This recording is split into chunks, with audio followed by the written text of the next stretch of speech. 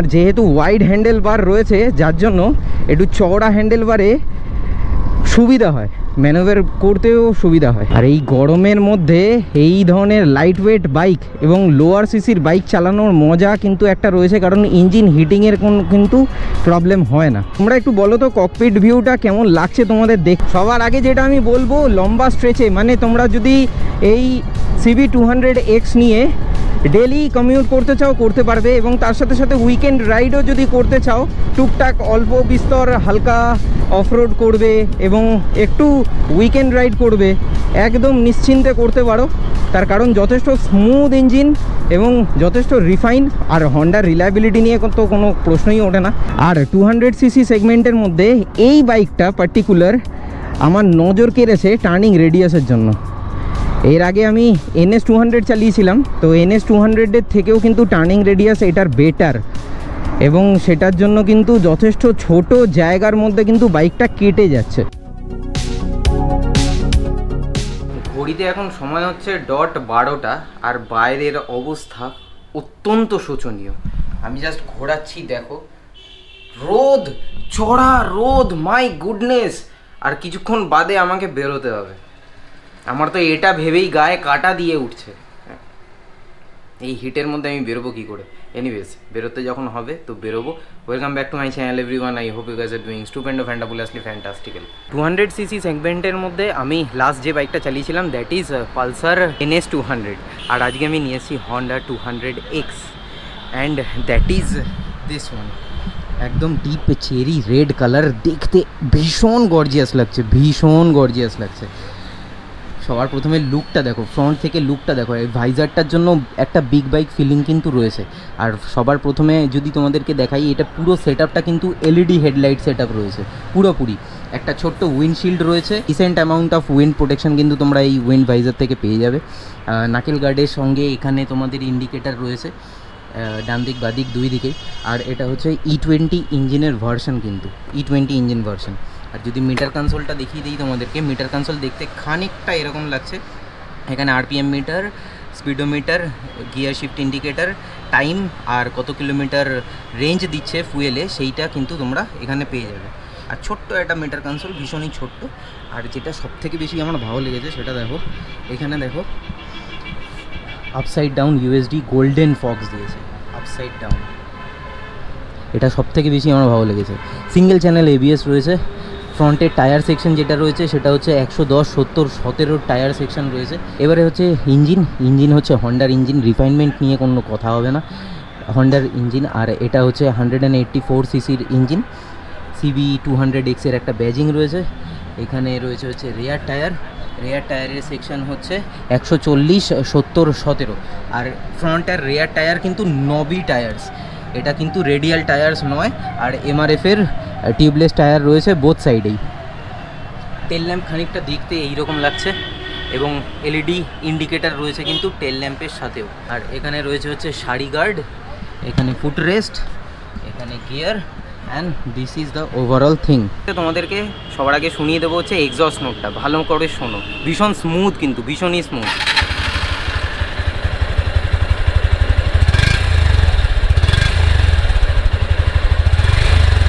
একটা বিগ বাইকের মতো কিন্তু গর্জনের একটা আওয়াজ কিন্তু রয়েছে, আমি তো পাচ্ছি। এবার তোমরা কতটা অডিও পাচ্ছ সেটা একটুখানি ডাউট আছে, বাট ইন হ্যান্ড ফিলিং কিন্তু ওই রকম, যে এক্সস্ট নোটটা রয়েছে সেটার সাউন্ডের ফিলিংটা কিন্তু ওই রকমই লাগছে। কলকাতাতে এই বাইকটার অন রোড প্রাইস হচ্ছে 1,75,276 টাকা। এই হচ্ছে বাইক। আর সবথেকে বেশি আমার যেটা ভালো লেগেছে সেটা হচ্ছে কালারটা দেখো, ভীষণ আই ক্যাচি রেড কালার, কিন্তু ভীষণ আই ক্যাচি রেড কালার। আর ফুয়েল ট্যাঙ্কের কথা যদি বলি, ফুয়েল ট্যাঙ্ক হচ্ছে 12 লিটার ফুয়েল ট্যাঙ্ক রয়েছে, আর এটা হচ্ছে প্লাস্টিক বডি, আর মেন ট্যাঙ্কটা কিন্তু এর নিচেই রয়েছে। আর সিট কুশনিং কিন্তু যথেষ্ট ভালো। আমি জানি না এটা আলাদা করে সিট কভার পরানো রয়েছে কিনা ফ্রম দ্য শোরুম, সেটা আমার জানা নেই। তো যদি সেটা হয়ে থাকে তাহলে সিট কুশনিং কিন্তু যথেষ্ট ভালো আমি ফিল করতে পারছি। আর বেশি লেট করবো না, চলো এবার ছোট্ট করে একটা শর্ট স্পিন নিয়ে নেই, কারণ এই বাইকটা ডেলিভারি রয়েছে, তো বেশি দূরে আমি যেতে পারবো না। তো ছোট্ট করে একটা শর্ট স্পিন নেই, আর তোমাদেরকে একটা ছোট্ট রাইডের ইমপ্রেশন দিয়ে দেই যে এই বাইকটা সিটির জন্য কীরকম হবে, আর মোটামুটি লং ট্যুরের জন্য কীরকম হতে পারে। বেশি দেরি করবো না, ডিরেক্ট দেখা হচ্ছে তোমাদের সাথে এনা গোপ্রো।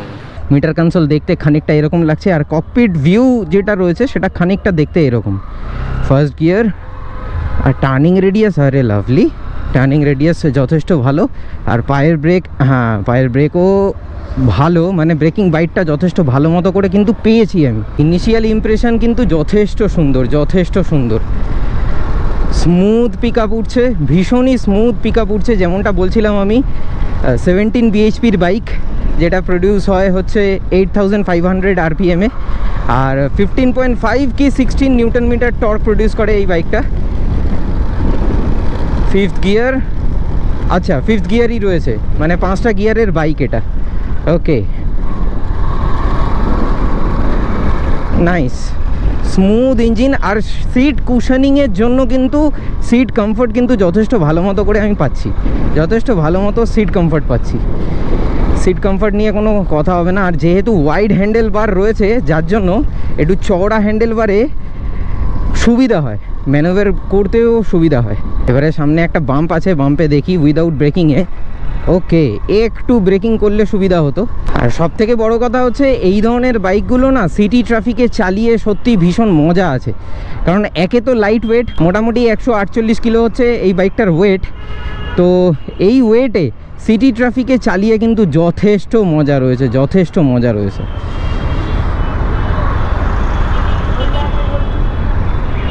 আর এই গরমের মধ্যে এই ধরনের লাইট ওয়েট বাইক এবং লোয়ার সিসির বাইক চালানোর মজা কিন্তু একটা রয়েছে, কারণ ইঞ্জিন হিটিংয়ের কিন্তু প্রবলেম হয় না।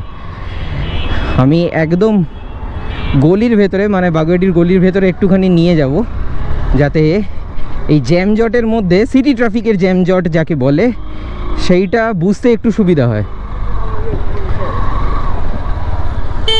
আরে রিক্সা কাকা, তোমরা একটু বলো তো ককপিট ভিউটা কেমন লাগছে তোমাদের দেখতে? খানিকটা কিন্তু আমার যতদূর মনে হয় বেশ সুন্দরই লাগবে, যেহেতু এখানে একটা খুব ছোট্ট একটা উইন্ড ভাইজার দেওয়া রয়েছে, যার জন্য উইন্ড ডিফ্লেকশন কিন্তু যথেষ্ট ভালো মতো করে হওয়াটা উচিত। আমি যদিও হাইওয়ে স্ট্রেচ করছি না, যার জন্য খুব একটা কতটা ভালো উইন্ড ডিফ্লেকশন হবে সেটা আমি তোমাদেরকে এই মুহূর্তে বলতে পারছি না, বাট হওয়াটা কিন্তু উচিত। আর ককপিট ভিউটা দেখতেও কিন্তু বেশ সুন্দর লাগছে। আর প্লিজ এই প্লাস্টিকটাকে ইগনোর করো, কারণ একদম ব্র্যান্ড নিউ বাইক রয়েছে। সো দ্যাটস ভাই, চলো এখান থেকে এবার ঘুরিয়ে নেব, ঘুরিয়ে নিয়ে একেবারে ভিআইপিতে উঠবো। ভিআইপিতে উঠে একটা ছোট্ট স্ট্রেচ করব, ছোট্ট স্ট্রেচ। বাবা কি সুন্দর টার্নিং রেডিয়াস, কি সুন্দর টার্নিং রেডিয়াস। সিটি ট্রাফিকে চালিয়ে সত্যি কিন্তু মজা লাগলো, খুবই মজা লাগলো এবং লাইট ওয়েট লাগলো, যেটা আমার ফিল হয়েছে। একদম জেনুইন বলছি, যেটা ফিল হয়েছে সেই জিনিসটাই বলছি। আর টায়ার সেকশনের জন্য খুব সুন্দর কিন্তু আমি টার্ন করতে পারছি, এবং বাইকটার ব্যালেন্স কিন্তু যথেষ্ট ভালো, যথেষ্ট ভালো।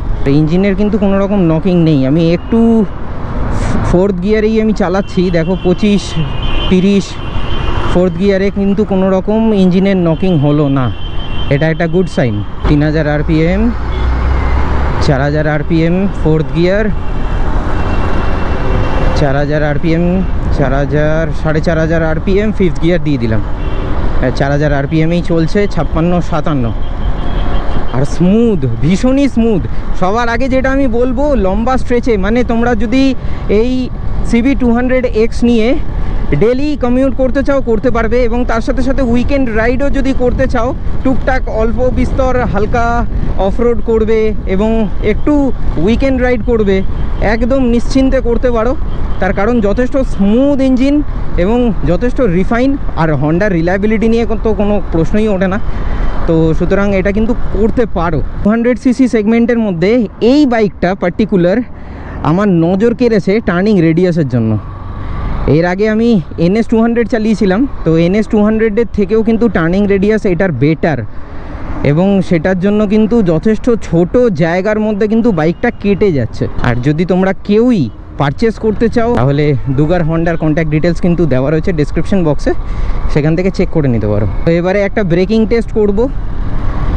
ব্রেকিং টেস্ট এতক্ষণ পায়ের ব্রেকে, যেটা আমার অভ্যাস, পায়ের ব্রেকে অলওয়েজ বাইক দাঁড় করানো, এখন দুটো ব্রেকই আমি অ্যাপ্লাই করব। মোটামুটি একটা সার্টেন স্পিড ধরে নেই, মোটামুটি এখন 50-55 এরকম চলছে। এবারে আমি অ্যাপ্লাই করব অ্যাট এ টাইম 2টো ব্রেক। এবার দেখি কতক্ষণে দাঁড়ায় বাইকটা। ওকে, হ্যাঁ, সিঙ্গেল চ্যানেল এবিএসের জন্য হালকা স্কিড করেছে, হালকা, একদম হালকা স্কিড করেছে, বাট ঠিক আছে, মানে একটু পাম্প করতে হবে, পাম্প করলে বাইকটা ঠিকঠাক মতো করে দাঁড়িয়ে যাবে। আর টায়ার যেহেতু নবি টায়ার্স, যার জন্য গ্রিপিং যথেষ্ট ভালো রয়েছে, যথেষ্ট ভালো গ্রিপিং রয়েছে। দেখেছো কয়টুকুনি জায়গার মধ্যে আমি পাও ফেললাম না, টার্নিং রেডিয়াসের জন্য কেটে গেল, বাইকটা ঘুরে গেল। কেমন লাগলো আজকের এই ব্লগটা সেটা কিন্তু অবশ্যই কমেন্ট বক্সে কমেন্ট করে জানিও। সো উইথ দ্যাট সাইড আজকের ব্লগটা আমি তাহলে এখানেই শেষ করছি। দেখা হচ্ছে আবার পরবর্তী ব্লগে। Till then bye bye, take care, stay tune and keep supporting be Bong. পাশে থেকো, সাথে থেকো, ব্লগে থেকো। আর গরমে কিন্তু একটু বডি হাইড্রেট করে রেখো, যা গরম পড়েছে সেখানে কিন্তু বডি হাইড্রেশনটা কিন্তু মাস্ট। সুস্থ থেকো, স্বাভাবিক থেকো, সুস্থ থেকো, যতটা সম্ভব মোটামুটি বেলা 11টা থেকে বিকেল 4টে-5টার মধ্যে যতটা রাস্তায় কম থাকা যায় সেটার কিন্তু চেষ্টা করো। কাজের সূত্রে যদি বেরোতে হয়, that is a different question. দেখা হচ্ছে পরের ব্লগে।